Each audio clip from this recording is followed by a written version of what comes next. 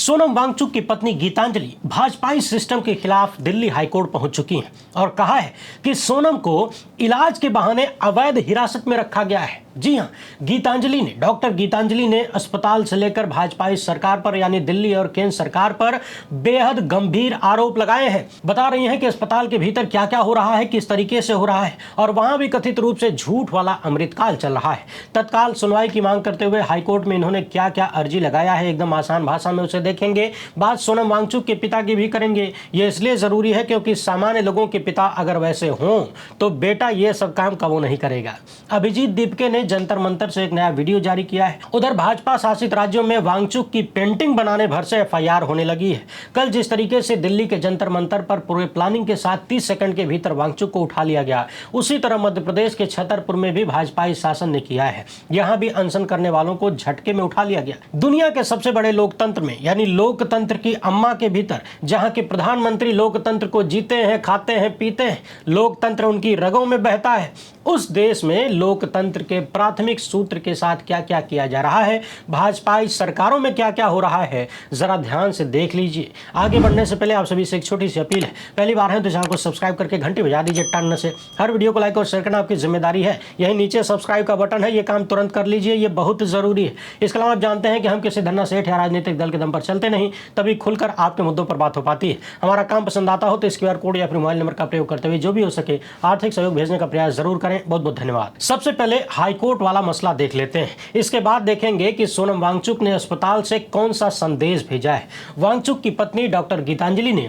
High court में एक याचिका दायर किया है। डिमांड किया है कि वांगचुक को सरकारी अस्पताल से तत्काल छुट्टी देकर परिवार की पसंद वाले प्राइवेट हॉस्पिटल में ट्रांसफर किया जाए और इसकी परमिशन दिया जाए। इनका आरोप है कि इलाज के नाम पर सोनम वांगचुक को अस्पताल में जबरन और गैर कानूनी तरीके से रोक के रखा गया है। यानी अस्पताल में वांगचुक को कोई इलाज नहीं देना है, सिर्फ उन्हें जनता की नजरों से दूर रखने के लिए, छुपाने के लिए जबरदस्ती गैर कानूनी तरीके से रखा गया है। डॉक्टर गीतांजलि ने कहा है कि यह कोई इलाज नहीं है बल्कि अवैध हिरासत है। अपनी याचिका में उन्होंने हाईकोर्ट से मांग किया है कि वांगचुक को तुरंत सफदरगंज अस्पताल से डिस्चार्ज किया जाए ताकि परिवार के लोग उन्हें अपनी पसंद के हॉस्पिटल में ले जाएं। यदि इलाज करना भी है तो खुद वांगचुक की इच्छा के विरुद्ध अस्पताल में उन्हें न रखा जाए। वैसे आपको बता दें, कल पुलिस द्वारा उठाए जाने से ठीक पहले सोनम वांगचुक ने खुद ही कहा था कि मैं कोई बीमार नहीं हूं, यह स्थिति मैंने खुद से चुना है और इसे चुनने का कारण कुछ और है। डॉक्टर गीतांजलि ने कहा है कि अस्पताल में वांगचुक को कोई भी दवा, ग्लूकोज या फिर कोई भी अन्य उपचार वांगचुक की सहमति के बिना नहीं दिया जाना चाहिए। यदि वो सहमति देने की स्थिति में नहीं है तो पत्नी से निकटतम परिजन के रूप में सहमति ली जाए, यह भी उन्होंने हाईकोर्ट से कहा है। यानी वांगचुक के साथ कुछ भी करना है, उन्हें खिलाना है, पिलाना है, कोई दवा देनी है तो बिना उनकी सहमति के नहीं होना चाहिए। अगर वो कुछ कहने सुनने की हालत में नहीं है तो पत्नी से पूछा जाए। परिवार के डॉक्टरों और वकीलों को वांगचुक से मिलने की अनुमति दी जाए। सभी मेडिकल रिपोर्ट पत्नी को तुरंत और लगातार उपलब्ध कराई जानी चाहिए। ये सारी डिमांड उन्होंने हाईकोर्ट से किया है। हम सबको पता है कि अपने आमरण अनशन के 21वें दिन सोनम वांगचुक को दिल्ली पुलिस द्वारा उठा लिया गया। बहुत सारे लोग इसे किडनैपिंग का नाम दे रहे हैं। यानी अहिंसक आंदोलन के दम पर जो देश आजाद हुआ, आज अमृतकाल में वही अहिंसक आंदोलन कथित किडनैपिंग को अंजाम दे रहा है। जिस अहिंसक आंदोलन और आमरण अनशन से अंग्रेजों के पसीने छूटते थे, आजादी के इतने दशक बाद उसी अनशन को कुचलने के लिए सारे धतकर्म किए जा रहे हैं भाजपाई सत्ता द्वारा। पुलिस ने कारण बताया कि वांगचुक की तबीयत खराब हो रही थी। डॉक्टरों ने तत्काल चिकित्सकीय देखभाल की सलाह दिया था और दिल्ली हाईकोर्ट के निर्देशों के अनुसार उन्हें अस्पताल ले जाया गया। हमने अधिकतम संयम बरता, सुरक्षित अस्पताल पहुंचाया। लेकिन यहां समझने वाली बात यह है कि हाईकोर्ट ने अस्पताल ले जाने का कोई निर्देश नहीं दिया था, बल्कि यह कहा था कि वांगचुक के स्वास्थ्य की निगरानी की जाए, डॉक्टर नियमित जांच करें। परंतु हाईकोर्ट निर्देशों का बहाना लेकर दिल्ली पुलिस ने, भाजपाई सत्ता की पुलिस ने अपना काम कर दिया। उधर डॉक्टर गीतांजलि ने हाल ही में एक ट्वीट किया जिसमें उन्होंने सरकारी व्यवस्था पर बेहद गंभीर आरोप लगाए। कहती हैं कि सफदरगंज सरकारी अस्पताल पर से मेरा भरोसा उठ गया है। अस्पताल ने हमें बताया था कि वांगचुक का पोटेशियम 2.9 तक गिर गया है, इसे खतरनाक और जानलेवा बताया गया था। फिर भी अपने पब्लिक हेल्थ बुलेटिन में अस्पताल ने चुपचाप असली नंबर को छोड़ दिया। सिर्फ पोटेशियम लेवल की कमी का जिक्र किया, जब 10 घंटे और बार बार लगातार रिक्वेस्ट करने के बाद हमें रात को 10:30 बजे सोनम वांगचुक का खून का सैंपल लेने दिया गया और हमने एक बाहरी लैब टेस्ट करवाया तो वांगचुक का पोटेशियम 3.5 निकल कर आया, जो कि एक नॉर्मल रेंज है। यानी सवाल यह पैदा होता है कि क्या अस्पताल ने वांगचुक की सेहत को लेकर झूठी रिपोर्ट दिया, देश के सामने रखा और उन्हें संकट में बताया, यानी उनकी हालात को ज्यादा खराब बताया जा रहा है। ऐसा क्यों किया जा रहा है सरकार द्वारा? बार बार इनका कहना है कि बार बार रिक्वेस्ट करने के बाद भी हॉस्पिटल ने वांगचुक को डिस्चार्ज करने, यानी सरकारी अस्पताल से उन्हें डिस्चार्ज करने और हमारी पसंद के प्राइवेट हॉस्पिटल में शिफ्ट करने की इजाजत नहीं दिया है। डॉक्टर गीतांजलि कहती हैं कि जिस फ्लोर पर सोनम वांगचुक को रखा गया है वहां पर कम से कम 30 पुलिस वाले लगाए गए हैं और पूरे अस्पताल में 100 से ज्यादा पुलिस तैनात की गई है, जिसके कारण हमारा आना जाना भी बहुत मुश्किल हो रहा है। ये कोई मेडिकल केयर नहीं है। यानी इनका सीधा सीधा कहना है कि सरकार ये जो कर रही है ये कोई मेडिकल केयर नहीं है, इसलिए उनको नहीं ले जाया गया है कि वांगचुक की सेहत ठीक हो जाए। ये सीधे सीधे गैर कानूनी हिरासत है।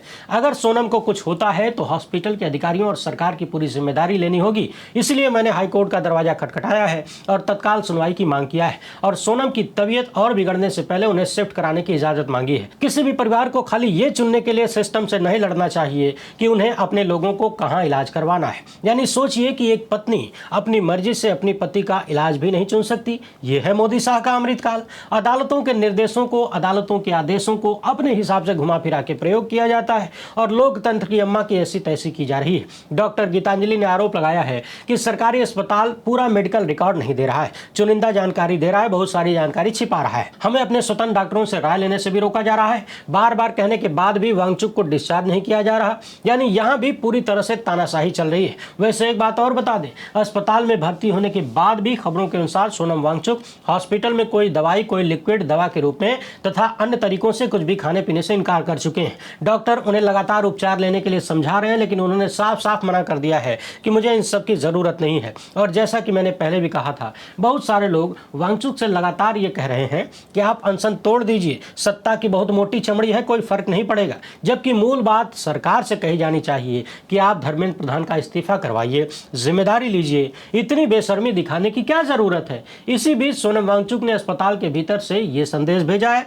लिखते हैं कि 20 जुलाई आजादी का दूसरा आंदोलन, भय मुक्त भारत, अन्याय मुक्त भारत। वांगचुक ने लिखा है कि यह भारत की दूसरी आजादी की लड़ाई है। संसद तक मार्च को एक बड़ी सफलता के रूप में पूरा करना होगा। यानी हॉस्पिटल के भीतर से सोनम वांगचुक ने 20 तारीख के लिए आह्वान किया है, यानी कल के लिए, ताकि ज्यादा से ज्यादा लोग संसद मार्च में शामिल हों और सरकार को जवाबदेह बनाया जा सके। इसी बीच सोनम वांगचुक के पिता को लेकर भी लोग चर्चा करने लगे हैं। हमने सोचा कि क्यों न जरा सा आपको भी याद दिला दें। सोनम वांगचुक के पिता सोनम वांग्याल जम्मू कश्मीर में जनता के मुद्दों पर लगातार लड़ते रहे। पहले वो नेशनल कॉन्फ्रेंस में थे, फिर कांग्रेस में गए, जम्मू कश्मीर में एमएलसी बने, विधायक बने और मंत्री भी रहे। लद्दाख को अनुसूचित जनजाति का दर्जा दिलाने के लिए उन्होंने 1982 में 16 दिन और 1984 में 5 दिन की भूख हड़ताल किया था। 84 में प्रधानमंत्री इंदिरा गांधी भूख हड़ताल की खबर सुनकर खुद ही भागे भागे लेह पहुंची और उनकी मांग पूरी करने का आश्वासन दिया। यानी 5 दिन भूख हड़ताल देखकर इंदिरा गांधी, जिन्हें यही भाजपाई लोग तानाशाह बुलाते हैं, उनका कलेजा पसीज गया। मात्र 5 दिन में इंदिरा गांधी दिल्ली की कुर्सी छोड़ के लेह भाग कर जाती हैं और सोनम वांगचुक के पिता का अनशन तोड़वाती हैं। उनसे वादा करती हैं कि आपकी जो डिमांड है वो पूरी की जाएगी। और वांगचुक के पिता प्रधानमंत्री इंदिरा गांधी की बातों पर भरोसा करके अपना अनशन तोड़ देते हैं। अब आप अंदाजा लगाइए कि जिनको भाजपाई सिस्टम के लोग तानाशाह बुलाते हैं, उनका कलेजा कैसा था, उनका दिल कैसा था, वो कैसे लोकतांत्रिक थे। और आज जो खुद को लोकतंत्र की अम्मा बुलाते हैं, अम्मा के दादा बुलाते हैं, उनका लोकतंत्र में भरोसा कैसा है, कितनी मोटी चमड़ी है और कितना काठ का कलेजा है कि पसीजता ही नहीं। 5 दिन में इंदिरा गांधी दिल्ली छोड़ के लेह भाग के जाती हैं आंदोलन खत्म कराने के लिए, अनशन तोड़वाने के लिए। और यहाँ 21वें दिन प्रधानमंत्री का संज्ञान लेना तो बहुत दूर की बात है, पुलिस भेज के उठवा लिया जाता है, किडनैप करवा लिया जाता है कथित रूप से। ये है लोकतांत्रिक सरकार। सोनम के इस आंदोलन का और प्रधानमंत्री के वादे का असर ये हुआ कि लद्दाख की कई जातियों को शेड्यूल कास्ट का दर्जा मिला। वैसे तो इनके पिता की कहानी भी लंबी है और उस वक्त की कांग्रेसी सरकारों ने उनके साथ जो व्यवहार किया, जो लोकतांत्रिक व्यवहार किया, वो भी देखने लायक। अनेक है, मगर अभी उन सब की चर्चा नहीं करेंगे क्योंकि करने लगे तो लंबा हो जाएगा। फिलहाल पिता का नाम लेने की जरूरत इसलिए पड़ी कि जिनके पिता मंत्री रहे हों उनके बेटे को कौन सा सुख नहीं मिल सकता था। आज देख लीजिए, तमाम विधायकों, सांसदों और मंत्रियों के बेटे और छुटभैया नेताओं के बेटे कहाँ रहते हैं। पता चलेगा कि ज्यादातर के बच्चे विदेशों में पढ़ रहे हैं या फिर विदेशों में ही बिजनेस सेटल कर चुके हैं, करोड़ों अरबों के मालिक हैं, भारत से पैसा चुरा चुरा के विदेशों में जाके धंधा पानी कर रहे हैं, मस्त जीवन जी रहे हैं। कोई आम आदमी के लिए लड़ने नहीं आ रहा। कहने का मतलब यह है कि वांगचुक, सोनम वांगचुक अपने लिए बहुत ही आरामदेह जीवन चुन सकते थे, लेकिन उन्होंने ऐसा नहीं किया। कभी लद्दाख में तो कभी दिल्ली में देश के युवाओं के लिए भूख हड़ताल करते हुए देखे जा रहे हैं। एक खबर यह भी देखिए, मध्य प्रदेश के छतरपुर जिले में केन बेतवा लिंक सहित कई बांध प्रोजेक्ट्स के विरोध में लोग धरना दे रहे थे, आंदोलन कर रहे थे। आज सुबह सुबह पुलिस ने उन्हें भी उठा लिया और ठीक उसी स्टाइल में उठाया गया जिस तरह कल सोनम वांगचुक को उठाया गया था। मध्य प्रदेश की पुलिस ने भी उठा के अस्पताल भेज दिया, महिलाओं को बसों में बिठा के घर छोड़ दिया और ये सब कुछ डंडे और बंदूक के दम पर किया गया। पिछले करीब 2 हफ्ते से बैराना नदी के पास ये आंदोलन चल रहा था। 2 पुरुष लकड़ी की चिताओं पर लेटे हुए थे जबकि महिलाएं शरीर पर मिट्टी लगाकर प्रदर्शन कर रही थीं। मसला है एमपी के बुंदेलखंड इलाके में 5 बड़े सिंचाई प्रोजेक्ट से भविष्य में आने वाले संकट को टालना। इसके कारण बहुत सारे लोग प्रभावित हैं, उनके घर, उनकी जमीन इस प्रोजेक्ट में जा रहे थे, इसलिए वो लोग विरोध कर रहे थे। लेकिन अमृतकाल में जिस स्टाइल में विरोध से निपटा जाता है उसी स्टाइल में यहाँ विरोध को निपटा दिया गया। अमृतकाल का एक नमूना यहाँ भी देखिए। भाजपाई शासन वाले राज्य में गुवाहाटी में किसी ओवरब्रिज के खंभों पर सोनम वांगचुक की पेंटिंग कुछ लोगों ने बना दिया तो अलग अलग 2 पुलिस स्टेशनों में एफआईआर दर्ज कर ली गई। आरोप लगाया गया है पुलिस द्वारा कि पब्लिक प्रॉपर्टी का नुकसान हो गया।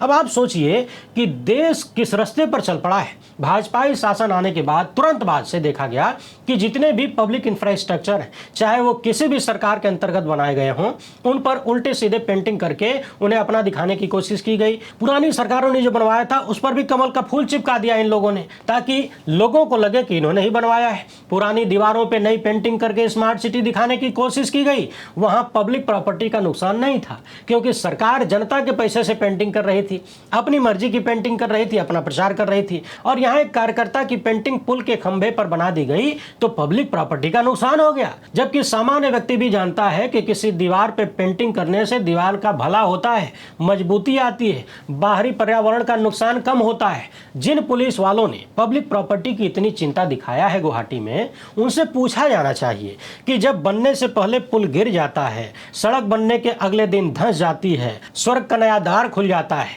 जब देश की संसद भवन में पानी टपकने लगता है, तब इस देश की पुलिस ने कितने एफआईआर किए। पब्लिक प्रॉपर्टी का उससे ज्यादा नुकसान कहां हो सकता है भला। खुलेआम करोड़ों अरबों की लूट हर प्रोजेक्ट में हो रही है। कितने पुलिस वालों का खून खौला, कितनों की हिम्मत हुई पब्लिक प्रॉपर्टी के नुकसान पर सरकार के खिलाफ मुकदमा करने की, ठेकेदारों के खिलाफ मुकदमा करने की। बहरहाल यही तो अमृतकाल है। तमाम भाजपाई सरकारों के भीतर से ऐसी ही खबरें सामने आ रही हैं। क्या दिल्ली, क्या एमपी, क्या असम। इस प्रदर्शन को लेकर अभिजीत दीपके ने आज जंतर मंतर से एक वीडियो जारी किया है। क्या कुछ कह रहे हैं, जनता से क्या अपील कर रहे हैं, जरा समझिए और सुनिए। इसके बाद सुप्रीम कोर्ट के वरिष्ठ अधिवक्ता कपिल सिब्बल क्या कह रहे हैं इस मामले पर, पुलिस एक्शन पर, उन्हें भी सुनिए। Good morning everyone. जैसा कि आप सबने कल देखा, सोनम सर को जबरदस्ती यहाँ से लेकर गए, लेकिन फिर भी उसके बाद भी हॉस्पिटल में उनका अनशन जारी है और यहाँ पर जंतर मंतर पर हमारा प्रोटेस्ट भी जारी है। तो जो भी ये लोग वीडियो देख रहे हैं, मैं उन सभी से रिक्वेस्ट करता हूँ, प्लीज ज्यादा से ज्यादा नंबर में जंतर मंतर आइए। आज रात को यही रुकिए। अगर आज आप यहाँ नहीं आते, यहाँ नहीं रुकते, तो ये लोग इस प्रोटेस्ट को भी खत्म कर देंगे। सोनम सर चाहते थे कि जो हमारा 20 जुलाई का मार्च है वो मार्च सक्सेसफुल हो, और मैं सभी से अपील करता हूँ, हमारा जो प्रोटेस्ट है और हमारा जो मार्च है वो दोनों पीसफुल होने जाने वाला है। So I request everybody to follow the rules, to follow all the guidelines that CJP will issue. हमें पीसफुली प्रोटेस्ट और मार्च दोनों करना है। जो लोग पीसफुली तरीके से नहीं करेंगे वो सीजेपी या सोनम सर के सपोर्टर्स नहीं हो सकते। Thank you. नमस्कार। आज शनिवार के दिन देश के सामने कई मुद्दे खड़े हैं और विस्तार से उनके बारे में चर्चा करेंगे। अभी हाल ही में मैंने प्रेस कॉन्फ्रेंस की थी और आपको मैंने बताया था कि किस तरह से जब भी कोई अनशन पे जाता है तो सरकार को एक सिविलाइज्ड रवैया अपनाना चाहिए। और प्रधानमंत्री जी हमेशा संवाद की बात करते हैं हमेशा कहते हैं कि बाहर जाकर, ख़ास तौर पे जब बाहर जाते हैं तो लोग हमारे लोकतंत्र की बात करते हैं कि कितना मजबूत लोकतंत्र है हमारा और कितनी डाइवर्सिटी है इस देश में, जिसकी चर्चा बाहर जाके करते हैं, लेकिन यहाँ तो यूनिफॉर्मिटी लगाने की कोशिश करते हैं हर चीज़ में। कोई अनशन पे जाएगा तो बातचीत नहीं करेंगे, कोई पार्लियामेंट में कोई बिल लाएगा तो उससे पहले बातचीत नहीं करेंगे, बिल को सर्कुलेट नहीं करेंगे। जब वांगचुक जी अनशन पे गए थे और 19 दिन हो चुके थे तो इनको क्या तकलीफ़ थी कि उनके पास किसी को भेज के बातचीत करें उनसे कि तकलीफ़ है क्या, प्रॉब्लम है क्या? क्या इनको चाहिए कि ये मानते हैं कि भाई पेपर लीक होने चाहिए? ये इनकी सोच है। और जब भी पेपर लीक होते हैं प्रधानमंत्री जी कहते हैं कि ये गलत हुआ है, अपनी मन की चर्चा में कहते हैं। ये तो एक युवाओं के खिलाफ समझ लीजिए एक किस्म की साजिश है कि पेपर लीक करो और जिनको लीक किए हैं वो उनको नौकरियां मिलेंगी, वो पास हो जाएंगे, उनको नौकरियां मिलेंगी, और जो जिन बेचारों को उसी इम्तिहान देना पड़ता है वो क्या करेंगे? और ये पहली बात थोड़ी ना हुआ लीक हुआ है, और ये जानते हैं, प्रधानमंत्री जी जानते हैं, हमारे एजुकेशन मिनिस्टर साहब जानते हैं, HRD मिनिस्टर जी जानते हैं। तो ये बातचीत क्यों नहीं कर रहे? मुझे याद है कि जब अन्ना हजारे अनशन पे गए थे तो उस समय प्रधानमंत्री जी चीफ मिनिस्टर थे गुजरात के, उस समय बड़ी आलोचना की उन्होंने कि ऐसे किसी को ले जाना नहीं चाहिए। अगर मैं मुख्यमंत्री नहीं होता तो मैं खुद वहाँ जाकर बैठा रहता। अब उनको कोई तकलीफ नहीं हो रही, अब कोई उठा के अस्पताल ले जाओ, बातचीत मत करो। कभी दुनिया में बिना बात किए कोई फैसले हुए हैं? अंतर्राष्ट्रीय स्तर पर अगर बातचीत नहीं होती तो उसका नतीजा हम देख रहे हैं ना। सही तरीके से बातचीत नहीं होती, उसका नतीजा हम भुगत रहे हैं। लोग मारे जा रहे हैं, और यहां भी गरीबी के साथ, इनसेंसिटिविटी के साथ लोगों की जो तकलीफ है उसकी सुनवाई नहीं होती। तो मैं इस वांगचुक को इस तरह से ले जाकर बिना बातचीत किए मैं उस कदम की निंदा करता हूं, और मैं मानता हूं कि ये सरकार का हृदय इतना कठोर है कि कोई कुछ भी कर ले, इनको कोई परवाह नहीं। अगर किसी की जान भी चली जाए तो इनको कोई परवाह नहीं। ये अपना बचाव करना चाहते हैं, धर्मेंद्र प्रधान जी का बचाव करना चाहते हैं। और जहां तक इस्तीफे की मांग है, मैं तो पहले भी कह चुका हूं वांगचुक जी को और बाकी सब लोगों को कि ये मानने नहीं वाले। इनका तो सड़कों पे ही विरोध होगा, अहिंसा के आधार पर ही विरोध होगा, और जब तक हिंदुस्तान की जनता सड़कों पे नहीं उतरेगी, अहिंसा नहीं अपनाएगी, तब तक कोई सुधार नहीं होने वाला। अब सत्र आने वाला है 20 तारीख को, पहला दिन है सत्र का, इस पार्लियामेंट सेशन का।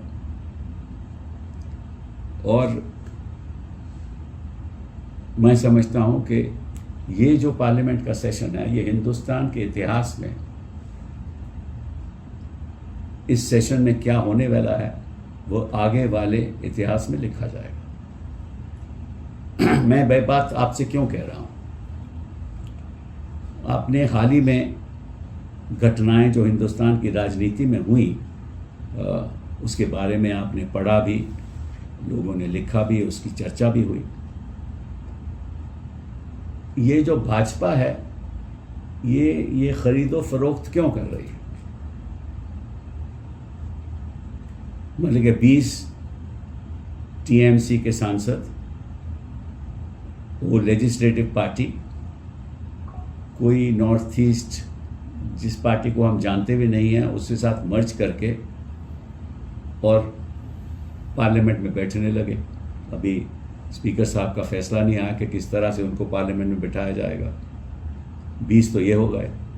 फिर सुना है कि एनसीपी के कुछ लोग भी इन्होंने अपने पक्ष में कर लिए हैं। 9 में से 7 लोग आपके भी इनके पक्ष में हो गए, शिवसेना के लोग भी कुछ पक्ष में हो गए। तो इसके पीछे सोच क्या है, इसके बारे में आज हम चर्चा करेंगे। इसके बारे में सोच यह है कि किसी तरीके से इनको 2/3 संसद में बहुमत मिल जाए, और जब अगर 2/3 संसद में बहुमत इनको मिल गई तो उसका नतीजा क्या होगा? उसका नतीजा ये होगा कि अपनी मनमानी नियतों के आधार पे संविधान बदल देंगे। जिस किस्म का भी विमेन्स रिजर्वेशन बिल ले लाना चाहते हैं ले आएंगे, डिलिमिटेशन कराएंगे, और डिलिमिटेशन जैसे इन्होंने असम में की वैसे कराएंगे। और जो एक जज साहिबा हैं सुप्रीम कोर्ट की, रिटायर्ड जज, वो यूसीसी की भी जब जहाँ भी सरकारें हैं उनका भी वो कानून ड्राफ्ट करती हैं, और डिलिमिटेशन में भी वही रहेंगी। और फिर उसके बाद जेरीमैंडरिंग होगी। जनता को जेरीमैंडरिंग का मतलब नहीं मालूम, लेकिन होता क्या है कि जब डिलिमिटेशन होती है कि जो कंस्टिट्यूंसी होती है, जैसे चांदनी चौक का एक उदाहरण ले लो कि 2011 के सेंसस के बाद बदल गया, इन द सेंस कि वहाँ लोग बढ़ गए, जनता बढ़ गई, कंस्टिट्यूंसी किस तरह से होनी चाहिए, कौन कहाँ से, असेंबली कंस्टिट्यूंसी किस तरह से जुड़नी चाहिए, कितनी असेंबली कंस्टिट्यूंसी होनी चाहिए, पॉपुलेशन के आधार पे, संख्या के आधार पे, वो सब डिलिमिटेशन द्वारा तय होता है। और अगर अपना ही जज, जैसे इलेक्शन कमीशन इनकी अपनी जज अपना बैठ जाए, तो निश्चित रूप से अपने आधार पे अपने बीजेपी की जीत को सामने रखते हुए वो असेंबली के डिलिमिटेशन करेंगे कंस्टिट्यूंसी। तो वो सारी कंस्टिट्यूंसी फिर पार्लियामेंट असेंबली में पार्लियामेंट कंस्टिट्यूंसी में चली जाएंगे। तो अगर अपने ही आधार पे करेंगे तो जो असम में हुआ वो यहाँ भी होगा, हिंदुस्तान में भी होगा। और अगर ऐसा हुआ तो निश्चित रूप से कभी ये सत्ता से बाहर जाएंगे ही नहीं, क्योंकि सबको तो कब्जा कर लेंगे। फिर उसके बाद 2/3 की वजह से ये संविधान को भी बदल देंगे, और अगर संविधान को बदल देंगे तो निश्चित रूप से ये भी कह सकते हैं कि हम सारी उम्र के लिए यही पार्टी सत्ता में रहेगी, या ऐसा ढांचा बना सकते हैं कि सारी उम्र सत्ता में रहे। तो ये एक बहुत ही अहम पार्लियामेंट का सत्र है, और मैं आज चेतावनी देना चाहता हूं कि जो भी हमारे राजनीतिक दल हैं, अगर उन्होंने इस समय इस मोड़ पे भाजपा सरकार का साथ दिया, तो जो लोग जो सदन में बैठे, राज्यसभा या लोकसभा में, जो भी इनके पक्ष में वोट करेगा ताकि इनको वो 2/3 बहुमत मिल जाए, उसका नाम हिंदुस्तान के इतिहास में काले अक्षरों में लिखा जाएगा। और आने वाले लोग हिंदुस्तान के कभी उन नामों को भूलेंगे नहीं, और ये कहेंगे कि इन लोगों ने लोकतंत्र को दफनाया, अपना मत देके भाजपा के साथ। इस मोड़ पे हमारा देश आज पहुंचा है। इसीलिए ये जो पार्लियामेंट सेशन है 20 तारीख से जो शुरू होने वाला है, बहुत ही महत्वपूर्ण, हिंदुस्तान के इतिहास में मैं समझता हूं कि इतना महत्वपूर्ण सेशन पहले कभी नहीं हुआ। और दुख की बात यह है कि आजकल तो कोर्ट्स भी दखल अंदाजी नहीं देती, जो सरकार कहे बाय एंड लार्ज दखल अंदाजी नहीं होती, और हमने देखा है। तो मैं आग्रह करूंगा राजनीतिक दलों से कि कुछ भी हो जाए